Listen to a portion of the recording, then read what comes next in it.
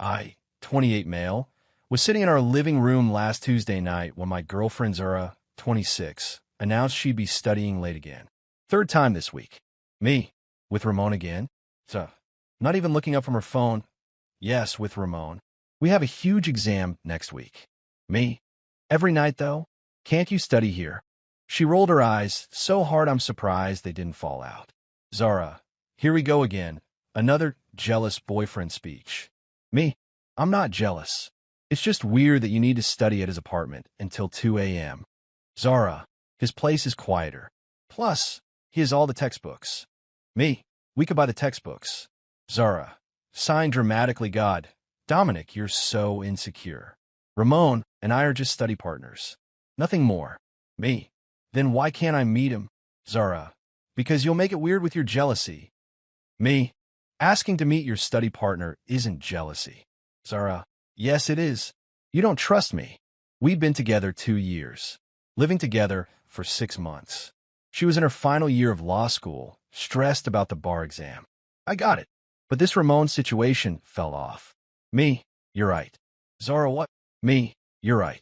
Last one. Zara, last what? Me, last jealous boyfriend speech. I'm done. She actually looked at me for the first time. Zara, good. Finally. Can I go now? Me, sure. She grabbed her backpack, kissed my cheek, barely, and left. I watched her drive away in a car I'd helped her buy when hers died last year. Then I made the call. My buddy Felix worked IT at Zara's law school. Super helpful guy. Owe me a favor from when I helped him move. Me. Hey Felix, quick question. You know Ramon Gutierrez in the law program? Felix, Ramon? Which one? Me. Studies with Zara. They have classes together. Felix, dude. Zara's in Section B. There's no Ramon in Section B. Me. You sure?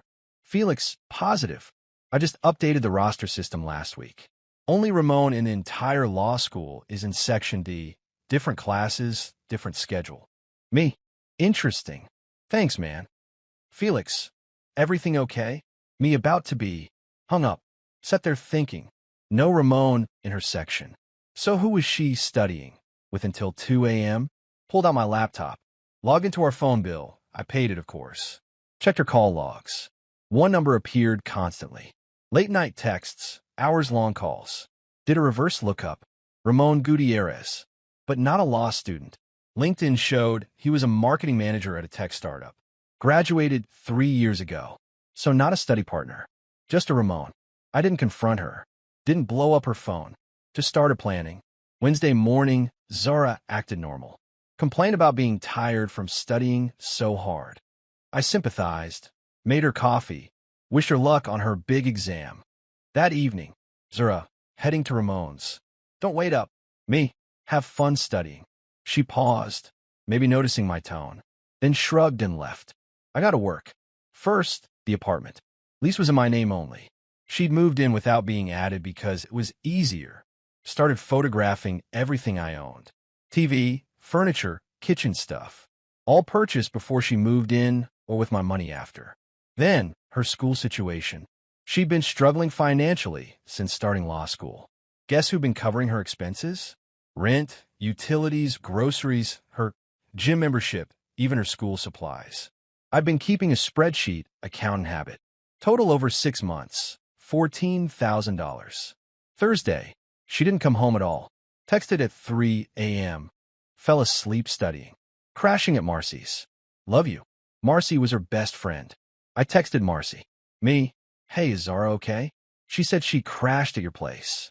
Marcy, what? I haven't seen Zara all week. Is everything okay? Me.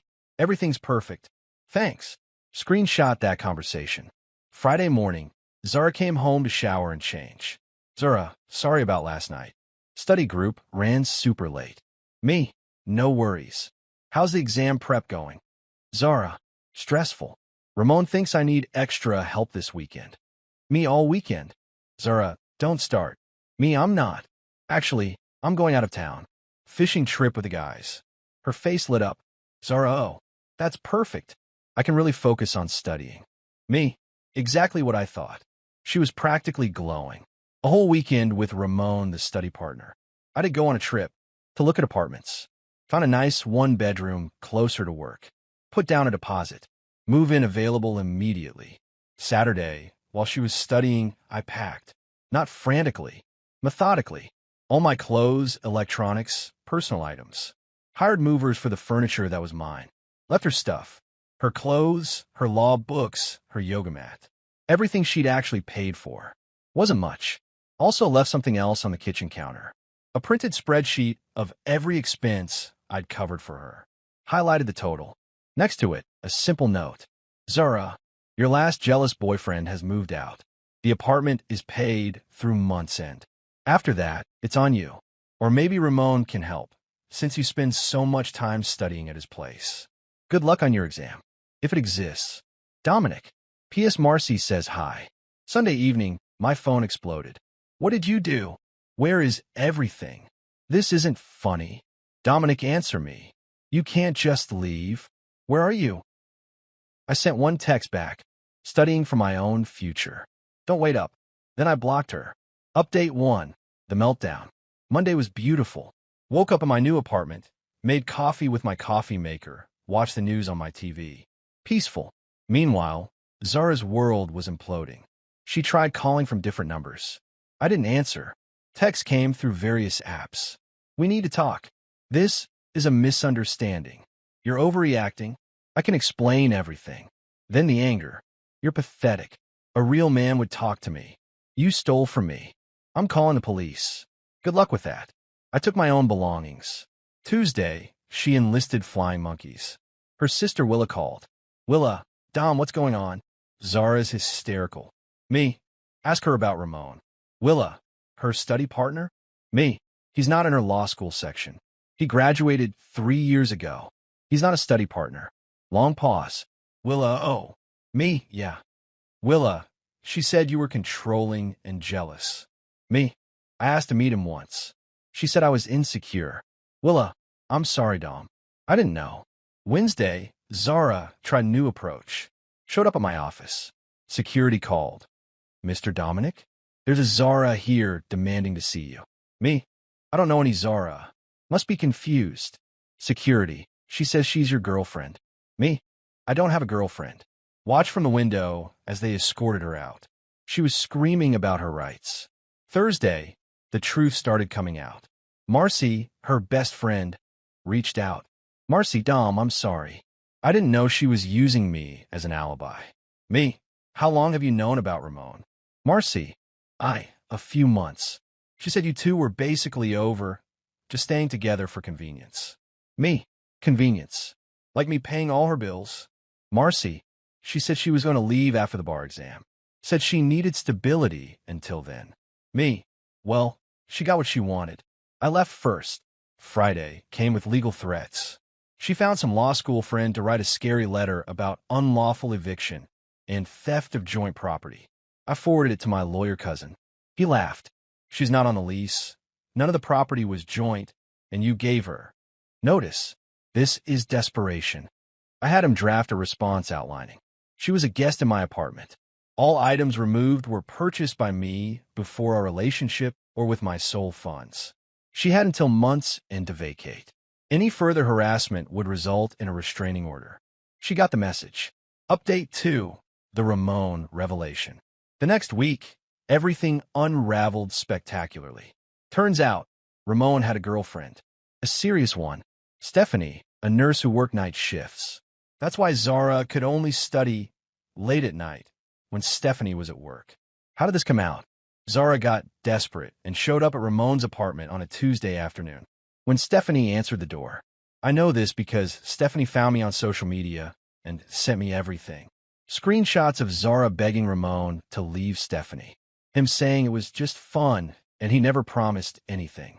Zara threatening to tell Stephanie everything. Plot twist. Stephanie already knew. Had known for weeks. Was planning her own exit strategy.